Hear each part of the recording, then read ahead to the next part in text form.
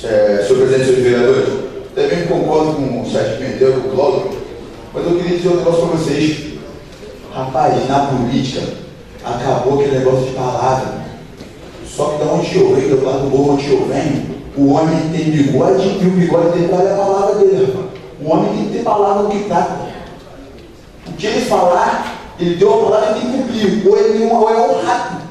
Eu acho que um homem, quando não tem palavra, doutor Carlos, tem que se chamar de rato mesmo, não é verdade? Tu me deu a palavra tem um ano e pouco atrás. Hoje tu cumpriu a tua palavra comigo.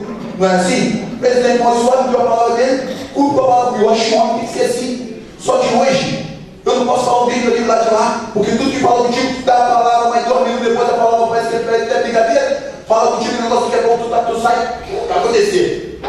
Parece que tu sai da sala ali e fala, tudo mentira, não estou te enganando. Como que tu vai acreditar num negócio desse, rapaz? Política, o homem tem que ter palavra, tem que ser macho, honrar o que tem. Tem que ser macho. Muito obrigado.